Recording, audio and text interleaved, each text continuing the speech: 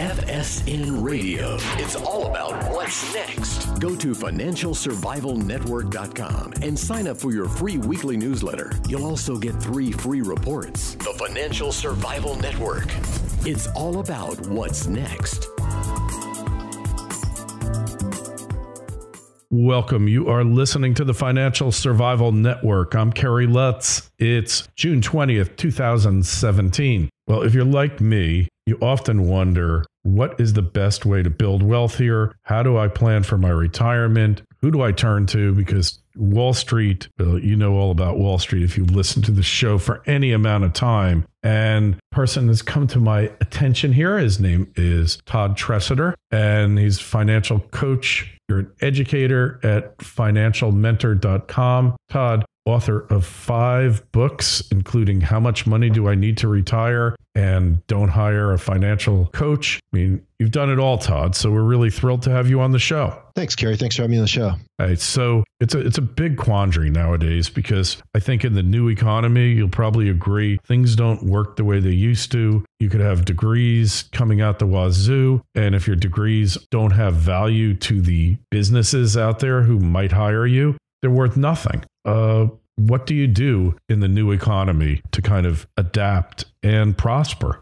You have to have a value-added service, something that businesses will value. So, I mean, it's economics 101, right? You know, you have to have something that a company will value, that they will gladly pay for. Generally, that involves heavily niching. And you have to have services that you can't just export overseas, you know? So it just can't be germane stuff. I see. So give us an example of somebody you're working with who you've helped to adapt to the new realities. Well, new reality is an interesting question, Kerry, because, it depends on the time frame you're looking at. Like, I teach, for example, I'll teach retirement planning. And, the old reality of retirement planning was about you build this sizable nest egg under all these different assumptions that they have in these retirement planning models. And the idea is that you work like a dog and scrimp and save for 40 years during your career so you can do nothing of substance the remaining 20 years while you sort of trail off and die. And that's the old model, if you will. The new model is, so the old model was birth, school, work, death, right? Birth, school, career, death. And the new model, we intersperse a new piece into it, a new segment, which we call fulfillment, where you still go through birth, school, work or birth, school, career. And the idea is you only carry that long enough to amass, your basics. You get your house, get your cars paid off, get a nice little nest egg, get things going, and then you enter the fulfillment stage. And what that is, it's a whole different stage, a different approach to retirement planning,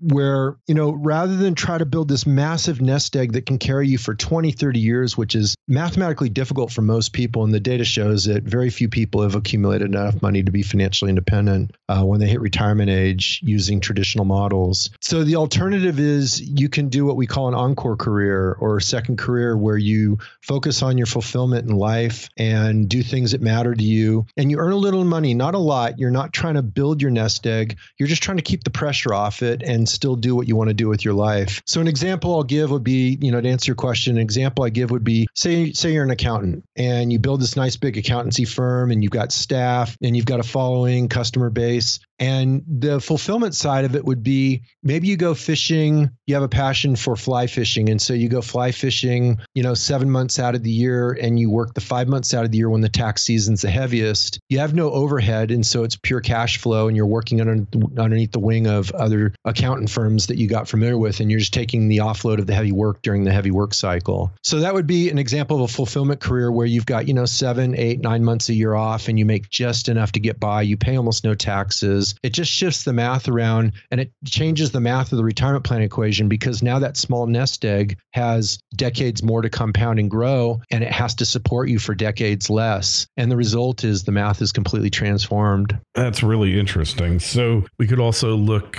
from different income streams. I assume you talk about creating additional income streams to help you achieve your goals here. Yeah, well, what I do is the other thing that I do is I turn the retirement planning model on its head by going from an asset-based model to a cash flow-based model. So there's really three ways you can look at retirement planning. The traditional approach is only one of them, and that is what I call the asset-based model, where you accumulate this mountain of assets and then you chip away at that mountain of assets in retirement as you spend it down to nothing. The goal is that as you take your last breath, you spend your last nickel, right? Which obviously is hopelessly impossible to do. But that's working the theory. on it. I'm working on it. So anyway, that's the theory. That's the model that has always been done. That's the old model. And there's a couple different ways you can play the game. So another model that you can approach it with is what I call the lifestyle model, where you look at finding a fulfilling life on less money. So an example might be, rather than living in the US, you might be an expat and live in a foreign country where cost of living is significantly less. And maybe even what you do is you raise your lifestyle while spending less. So these are what I call the lifestyle model. And what you're doing, you're playing with what I call the rule of 400 or the rule of 300. And that's the idea that for every $1,000 a month you spend in retirement, it takes roughly, depending on how conservative you want to be, between $300,000 and $400,000 in assets to support it. And so most people find it's a lot easier to figure out how to find happiness on $2,000 a month less than it is to figure out how to save an $800,000 after tax.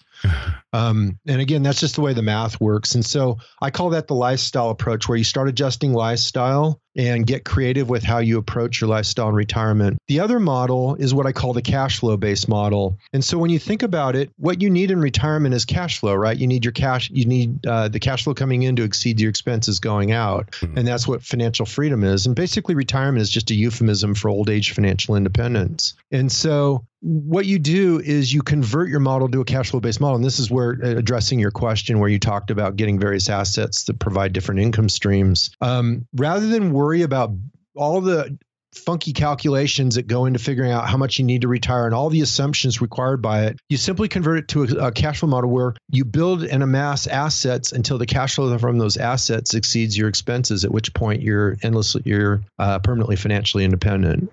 So that's a second model. It's way simpler, way more stable, a little harder to attain, but it doesn't require any of the arcane assumptions that traditional retirement planning require. Right. And so how hard is it to do these things? Well, it's not hard at all if you're committed to it. The key is you have to be committed early on. You have to know where you're going. So for example, like let's say you do the cash flow based model. It's more than just a cute saying because it actually changes the way you approach your asset accumulation strategy. For example, direct ownership of real estate is one of the better asset classes for that.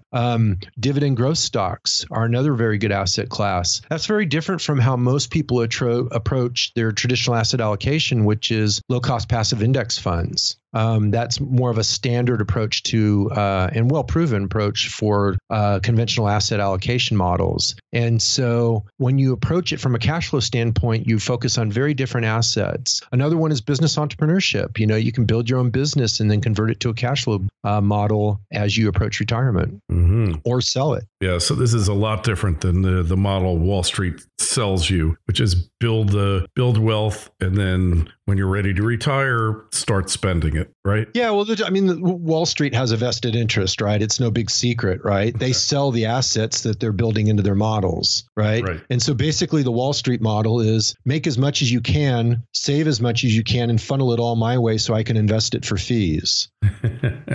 Right? You almost sound a little cynical, but not too much. Well, you know what though? Let's get straight about it, Kerry. Yeah. It's not cynical. It's just business. They're not doing anything morally wrong or anything like that. That's just the nature of the business of being in the asset sales business. Let's be clear. These guys are not that different from used car salesmen. It's more sophisticated, if you will, and they wear prettier suits, but basically they have a product to sell called investments, and they have to market that product and sell it. No different than somebody sells used cars. Yeah, well, I'm kind of thinking that I like the used car model of retirement better than Wall Street's. It's not served. It isn't set up to really serve the client's interest necessarily. If it does, it kind of does it as a byproduct, almost accidentally, of their own wealth accumulation schemes. Yeah, so here's a fun one I'll share with you. You might like the title of this, How Your Financial Advisor is Stealing 75% of Your Retirement Income. You want me to do that for you? I kind of know already, but you're listening, you probably don't know. So please tell us. All right, well, the math is super simple, right? the premise is expenses matter and they matter a lot, but expenses are revenue to Wall Street. Right. Mm-hmm. And so I'm just going to throw out some basic numbers here just to make the math super easy so everybody can follow along. Let's assume that a conventional financial advisor has an assets under management fee or their financial advisor fee of 1%, and they have you invested in mutual funds that have 1% higher fees than the low cost passive alternatives that you can buy from competing places, right? But that they don't sell you because they don't have the trailer fees and all the other fees that get layered in that the financial advisors like to pocket. And again, I don't have a heartache with it. It just needs to be shared up front, right? And so let's say you're paying a net fee differential to have the services of this financial advisor versus you did it yourself using low-cost passive index alternatives. Let's say the financial advisor is net costing you about 2%. Mm-hmm. So the rule of 72, Carrie, it says that you divide the interest rate into 72 to get the doubling period, right? How frequent, how many years it takes to double. So we'll call it roughly 25 years just to keep the math simple. It's slightly off of that, but we'll just round it to 25 years just to keep the math simple. So every 25 years, if you pay 2% more in fees, all other things remaining equal, and that's actually conservative because the data shows that financial advisors on balance underperform the low-cost passive indexes, right? Sure. And so we're making a generous assumption here to say that all things remain equal, but assuming all things remain equal, that 2% will cost you half your assets in 25 years, which is a normal accumulation period to build your nest egg, right? So you end up with half as many assets at retirement. Is that fair enough? Yep. Okay. Sure. So now it gets uglier though, because he's already taken half your income because you got half as many retirements for all those fees that you were paying all those years. Mm-hmm. So that 1% fee and the slightly more expensive mutual funds and all that doesn't seem like a big deal. But when you equate it to half as many of your assets, that's a very big deal. So then you go into retirement and you have a conventional rule of thumb called the 4% rule. Now, it's not totally accurate. I've got a book out on the 4% rule, which you can link to in the show notes. I've also got articles on my website for free. So you can go learn more about it, but it's a close enough approximation that it's worth working with, okay, to reality. So let's just say you can spend 4% of your assets in retirement. Well, a very seldom understood assumption is that 4% rule assumes no fees, no expenses. So if your financial advisor is pulling 2% fees and expenses above and beyond what would be in the assumptions, then that means you have half as much income left over for you to spend because your financial advisor is taking half of it. And so what that means is that half of the assets is then halved again in terms of the income you can pull. And so the net effect is your financial advisor has cost you 75% of your retirement income just because he's got these little tiny fees involved. They turn out not to be so tiny in their impact. And it's easy to work the math. It's obvious. I've seen it in many places, although Wall Street never mentions it. And so again, I'm being conservative, Kerry. Mm-hmm. I mean, sure. I can go through and show you the data on why what I shared with you here is actually conservative on almost every assumption. Mm-hmm. So when I say 75% of your income, I'm being conservative, and that's an ugly number. Mm-hmm.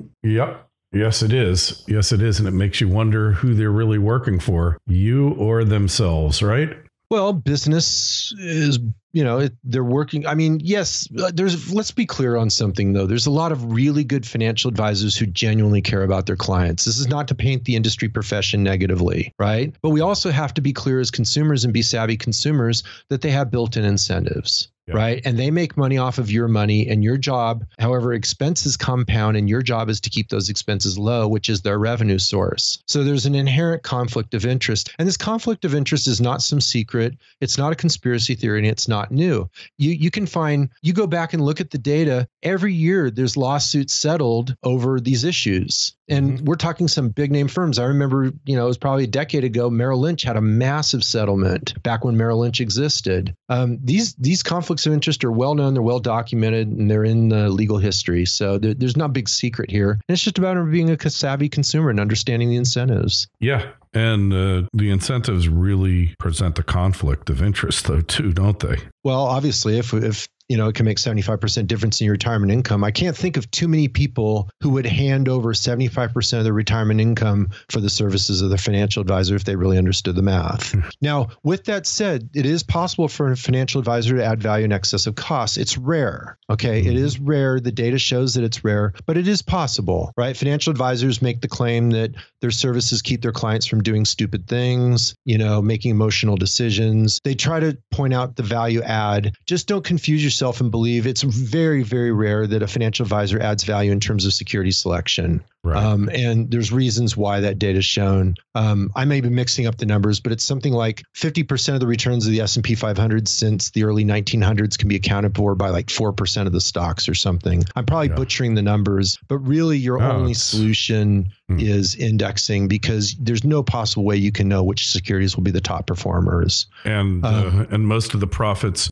from stock investing forever are largely a result of dividend reinvestment when you get down to it. Well, okay, that's a bit of a myth. There's some truth to what you're saying. The dividend component is important. There's also stock buybacks, which are equally as valuable as dividends. So that you're talking about total. I'm not thinking of the term. It's leaving my head. But you got to combine the stock buybacks with the dividends to get a more accurate representation. The data changes. The dividend numbers were way more accurate early on, but with changes in tax law and different corporate incentives, stock buybacks have become an important part of that too, and you have to add them together.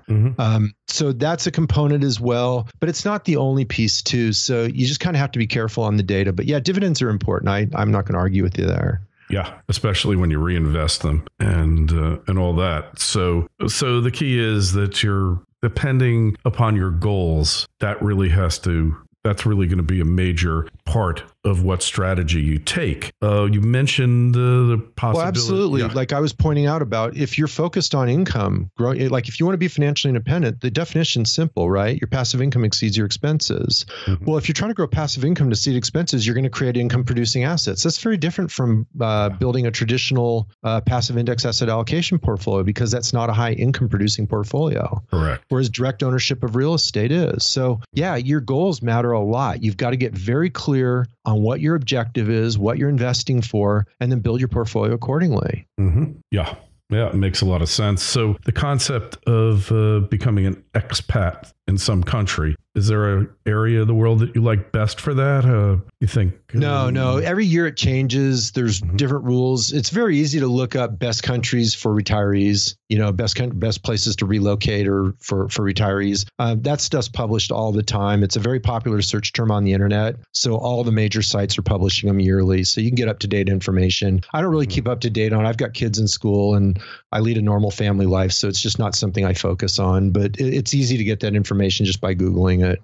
Is that something you recommend to people, or internationalization? Well, it's a function of your goals. I mean, there's trade-offs, right? If you move off to, let's just say Mexico as an example, and your whole family is in South Dakota or North Dakota, you don't see your family as often. Yeah. Now maybe they'll come down to visit you. Maybe you don't care. Maybe you're happy to not see your family as often.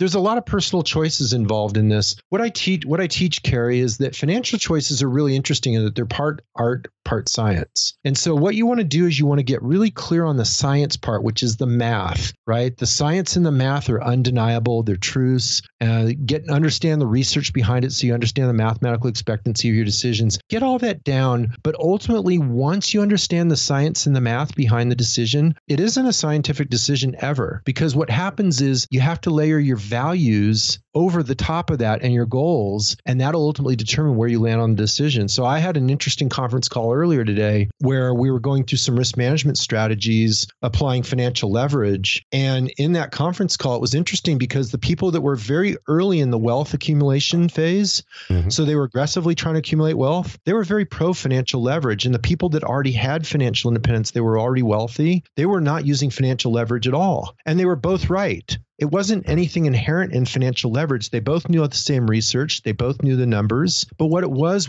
when you have financial independence, you're not trying to maximize your terminal wealth. You're trying to make sure that you don't take a setback. And financial leverage is unique in that it cuts both ways. It's the only type of leverage that cuts both ways. Sure. So it makes the good times good, the bad times unbearable, right? Because you can lose as much as you can gain. Or more. And so the people that had wealth were avoiding financial leverage, but the people that wanted to accumulate wealth, they were using it aggressively. And it just depended on what your goals were and where you were in your wealth accumulation, where you were in the life cycle of building wealth. Interesting. Yeah, so it's part values, it's part science. You always start with science. You want to get grounded in the science and the research. You got to know what you're doing. But then ultimately your decision is a values-based decision. Yeah. And eventually it all comes down to that, your goals, what you want from life, what you want from retirement. And like you said, you live here closer to your family, or hey, is it worth a trip overseas to have a better lifestyle and easier time of it? All individual decisions. There's no cookie cutter answers. And I think that's the biggest differentiation, Todd, between you and Wall Street, is that Wall Street is always looking for the cookie cutter, and reality really kind of negates that and makes it necessary that you find your own path towards achieving your goals. But the problem, Kerry, is nuanced answers don't sell well, right? In other words, if I could just say black and white, do this, do that, do this, do that, it makes it sound like I really know what I'm talking about to some people, right? People that really understand know that it doesn't work that way, and it makes me sound naive. But to the masses, that's what they want. The masses want a black and white answer. That's why you have talking heads on the financial channels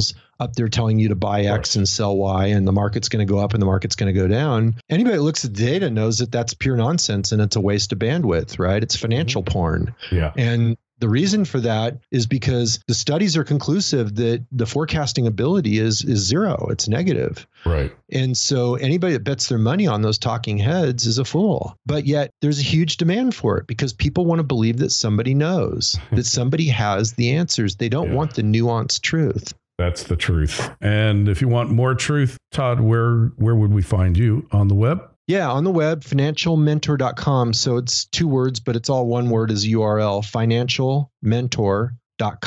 And that's the hub of everything I do. You can find the social media channels from there. Just go to the website. And I give away 2 free gifts for new subscribers. I give away a book called 18 Essential Lessons of a Self-Made Millionaire. And in there, it goes through some of the stuff we talked about, but there's a lot more in there. It's the lessons I learned along the road to achieving financial independence. It's a free book. There's no pitch. It's just to build a relationship with new subscribers, and they can decide if they're in the right place and they relate to the message or not. I also give away a free e-course. It's called 52 Weeks to Financial Freedom. And no, you won't get rich quick in 52 weeks. But what it does do is it outlines the process that everybody goes through. It gives you the steps. It gives you the hurdles you have to overcome. It gives you the framework that you're going to work through to achieve financial independence. And again, it's free. I'm just showing you kind of the outline of the education I provide, and it's all in there for free. So I also have one of the largest resources of financial calculators on the internet, and again, all free. Excellent. Well, Todd, it's been a pleasure speaking with you. If you got any questions for Todd or myself, email me, kl@kerrylutz.com. You can tweet us. Twitter feeds @KerryLutz, Facebook pages, Financial Survival Network. Todd, hey, sorry we didn't have enough time to really get into this, but we will definitely have you on again, and we'll get more into risk and more into real life cases of how you can do things in a much easier, cost-effective way when you're dealing with your financial future. Appreciate you coming on. I look forward to it. It was great being on the show, Kerry. Thank you. FSN Radio. It's all about what's next. Go to financialsurvivalnetwork.com and sign up for your free weekly newsletter. You'll also get 3 free reports. The Financial Survival Network. It's all about what's next.